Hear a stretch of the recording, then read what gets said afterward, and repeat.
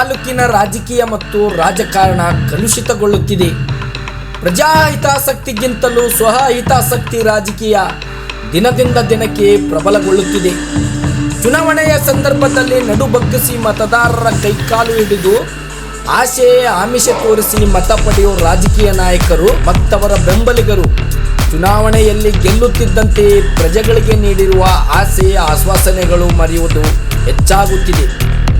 ಮತ ಪಡೆದವರ ಹಿತಾಸಕ್ತಿ ಕಾಪಾಡಬೇಕಾದ ಪ್ರಜಾನಾಯಕರು ಮತ್ತವರ ಬೆಂಬಲಿಗರು ಪ್ರಜಾಹಿತಾಸಕ್ತಿಯ ಬೇಕು ಬೇಡಿಕೆಗಳು ಕಷ್ಟ ನಷ್ಟಗಳಿಗೆ ಪರಿಹಾರಗಳ ಕುರಿತು ಚುನಾಯಿತ ಜನಪ್ರತಿನಿಧಿಗಳಲ್ಲಿ ಹೇಳಲು ಹೋದಾಗ ಒಂದು ಓಟಿಗೆ ಅಷ್ಟು ಕೊಟ್ಟೆ ಇಷ್ಟು ಕೊಟ್ಟೆ ಅನ್ನೋ ಹಾರಿಕೆ ಉತ್ತರಗಳು ಕೇಳುವುದು ವಾಡಿಕೆಯಾಗುತ್ತಿದೆ. ಹಾಗಂತ ಎಲ್ಲ ಮತದಾರರು ಅಪ್ರಾಮಾಣಿಕರಂತಲ್ಲ. ಕೆಲವು ಮತದಾರರ ಹಣದ ಹಸಿವಿಗೆ ರಾಜಕೀಯ ನಾಯಕರ ಒಂದು ಓಟಿಗೆ ಅಷ್ಟು ಕೊಟ್ಟೆ ಇಷ್ಟು ಕೊಟ್ಟೆ ಅದರ ಈ ಆರೋಪ ಪ್ರಜ್ಞಾವಂತ ಮತ್ತು ಪ್ರಾಮಾಣಿಕ ಮತದಾರರ ನ್ಯಾಯಯುತ ಬೇಕು ಬೇಡಿಕೆಗಳಿಗೆ ಒಡಲಿಪೆಟ್ಟು ಬೀಳುತ್ತಿವೆ ಅನ್ನೋದಕ್ಕೆ ನಿಷ್ಠಾವಂತ ಪ್ರಾಮಾಣಿಕ ಮತದಾರರ ಪರಿಸ್ಥಿತಿ ಏನಾಗುತ್ತಿದೆ ಎಂಬುದಕ್ಕೆ ಒಂದು ವರದಿ ಇದೆ, ನೋಡಿಕೊಂಡು ಬರೋಣ ಬನ್ನಿ.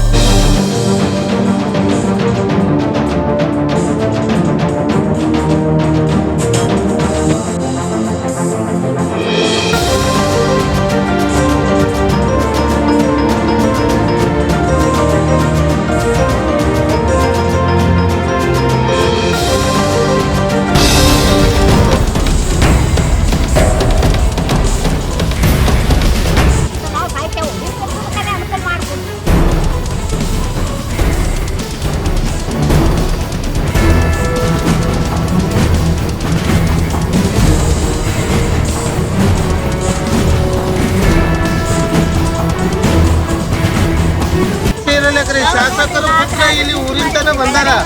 ಊರಿನ ತನ ಬಂದು ಅವರು ಯಾರೇ ರೋಡಿಲೇ ಬಂದು ರೋಡಿಲ್ ಹೋಗ್ಯಾರ. ಯಾರ ಮನೆಗೆ ನೀರು ಹುಟ್ಟ್ಯಾವ ಯಾರ ಮನೆಗೆ ಇಲ್ಲತ್ತೇಳಿ ಅವ್ರು ಯಾರಿಗೆ ಮನೆಗೆ ಸ್ಪಂದಿಸಿದ. ನಾ ಹೋಗಿ ಸ್ವತಃ ಸಿಗ್ಜರ್ಗಿ ಬ್ರಿಡ್ಜ್ ಮೇಲೆ ನಮಸ್ಕಾರಿ ಗೌಡ್ರ ಅಂದ್ರೆ ನನಗೆ ಕಿಮ್ಮತ್ ಇರ್ಲಾರ್ದಂಗೆ ಅವ್ರು ಗಪ್ಪಾಗಿ ಹೋಗ್ಯಾರ. ಇಲ್ಲಿ ಏನದಂದ್ರ ಹಳ್ಳ ತೇಲಾಗಿತ್ತ ಸರ್. ಹಳ್ಳ ಬಂದು ಒಟ್ಟು ಎಲ್ಲ ನೀರು ಒಟ್ಟು ಊರಾಗ ಹೋಗಿ ಜನರ ಸ್ಥಿತಿ ಗಂಭೀರ ಆಗ್ಯದ ಸರ್. ಜನರ ಸ್ಥಿತಿ ಗಂಭೀರ ಆಗ್ಯದ. ಇಂಥ ಹೆಣ್ಮಕ್ಳು ಏನದಾರ ಇಂಥವ್ರು ಒಂದು 4-5 ಕುಟುಂಬಗಳದಾವ ಸರ್. ಅವ್ರಿಗೆ ಏನಿಲ್ಲ ಸರ್, ಆಧಾರ್ ಕಾರ್ಡ್ ಇಲ್ಲ, ರೇಷನ್ ಕಾರ್ಡ್ ಇಲ್ಲ, ಮನೆ ಇಲ್ಲ, ಒಂದು ಪಿಂಚಣಿ ಯೋಜನೆ ಇಲ್ಲ. ಇವೆಲ್ಲ ಮಾಡ್ಕೋಬೇಕಾದ್ರೆ ಕಾಸ್ಟ್ ಇನ್ಕಮ್ ಇಲ್ಲ, ಏನಿಲ್ಲ ಸರ್. ಇಂಥವ್ರೆಲ್ಲ ಮಾಡ್ತಾರೆ. ಇವೆಲ್ಲ ಮಾಡ್ಕೋಬೇಕಾದ್ರೂ ದುಡ್ಡು ಖರ್ಚು ಮಾಡ್ಬೇಕು. ದುಡ್ಡು ಇವ್ರಿಗೆ ಕೊಡೋಕ್ಕಾಗಲ್ಲ ಸರ್. ಹೌದು ಸರ್. ಇವರು ಇಂಥ ಪರಿಣಾಮಕಾರಿಯಾದಂಥ ಈ ಪ್ರವಾಹದಲ್ಲಿ ಕೂಡ ಇಂಥ ಪರಿಸ್ಥಿತಿ ಒಳಗ ಇವರು ಜೀವನ ಮಾಡ್ಲಾಗತ್ತಾರ ಸರ್. ಇವ್ರಿಗೆ ಏನೂ ಇಲ್ಲ. ಈಗ ನೀವು ಬಂದು ಸಾಂತ್ವನ ಹೇಳಿ ಕೊಟ್ಟು ಹೋಗ್ತಾ ಇದ್ದೀರಾ, ಅವ್ರಿಗೆ ಗಂಜಿ ಏನಾದ್ರು ಕೊಟ್ಟು ಹೋಗ್ತಾ ಇದ್ದೀರಾ. ಇದಕ್ಕೆ ನಮ್ಮ ಜವರಿಗೆ ಬಿ ಗ್ರಾಮದಿಂದ ನಾವು ನಿಮ್ಗೆ ಧನ್ಯವಾದಗಳು.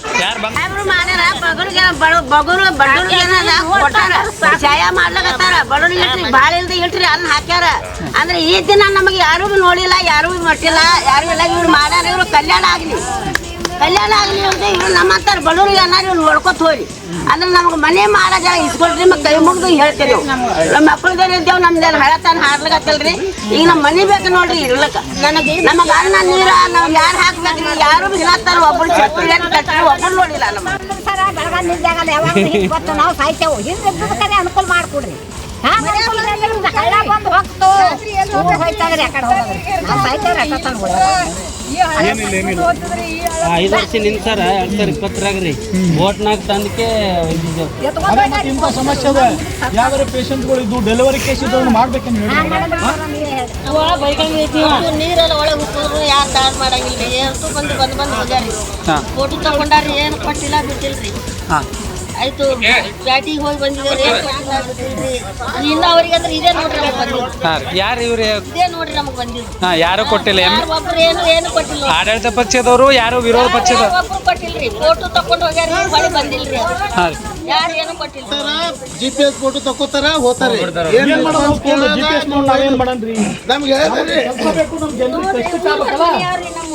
ನಮ್ಗೆ ಮನಿ ಸುತ್ತ ಮನ್ಯಾಗ ಗಂಜಿ ಕೇಂದ್ರ ಮಾಡಿದೇವು, ಬಳಗಿ ಗುಡ್ಡಕ್ಕೆ ಹೋಯ್ದು ಅಂತೇಳಿ.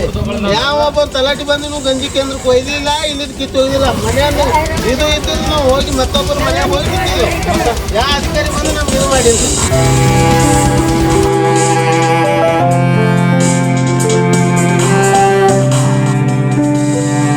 ಸಾವಿರಾರು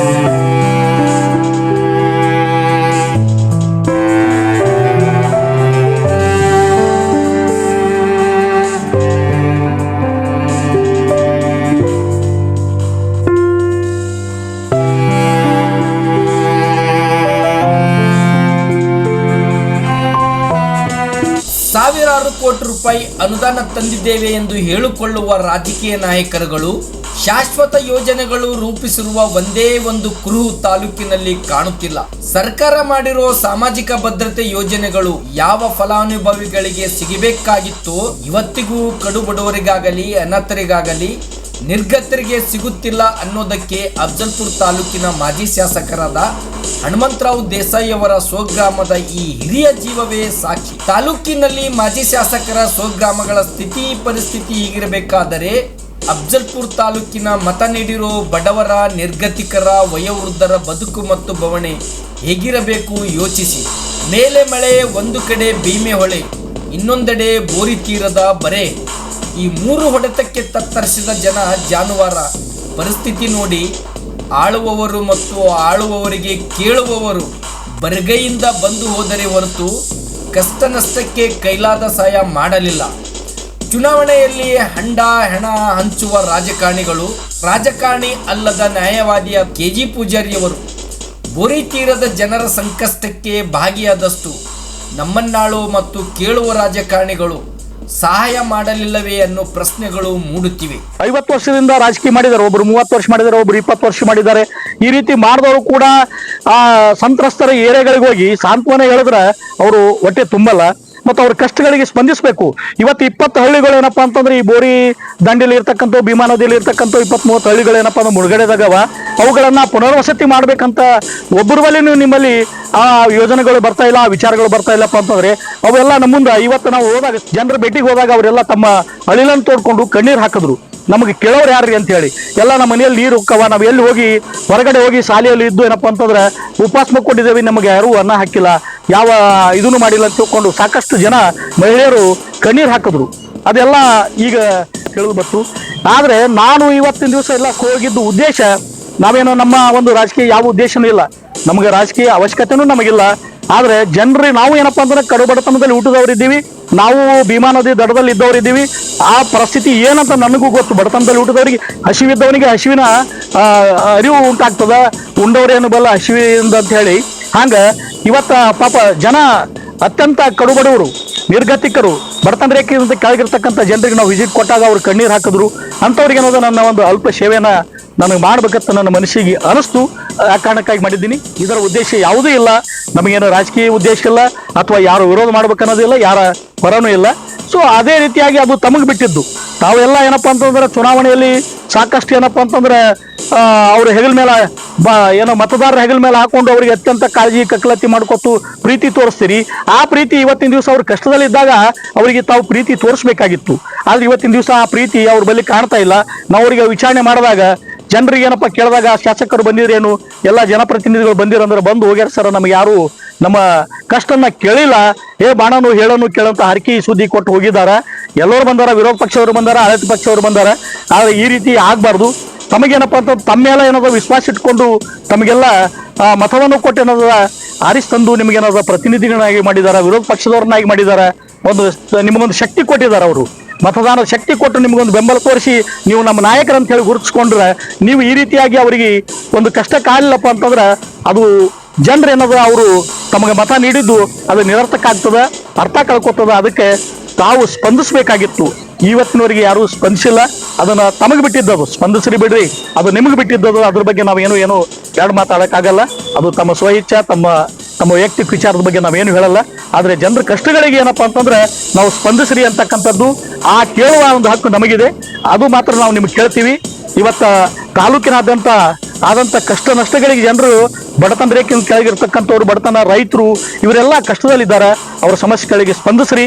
ಅವರಿಗೆ ಸಾಲ ಮನ್ನಾ ಮಾಡೋ ಸಲುವಾಗಿ ರೈತರ ಸಂಪೂರ್ಣ ಸಾಲ ಮನ್ನಾ ಮಾಡ್ರಿ. ಇವತ್ತು ತಾವೆಲ್ಲ ಸಾಕಷ್ಟು ಏನದ ತಮಗೆ ಬರ್ತಕ್ಕಂಥ ಏನು ಅನುದಾನವ ಅದು ಸದ್ಬಳಕೆ ಮಾಡ್ಕೋರಿ. ಅದೇ ರೀತಿಯಾಗಿ ತಮಗೆ ಅವರ ಸಮಸ್ಯೆಗಳನ್ನು ಬಗೆಹರಿಸಬೇಕು.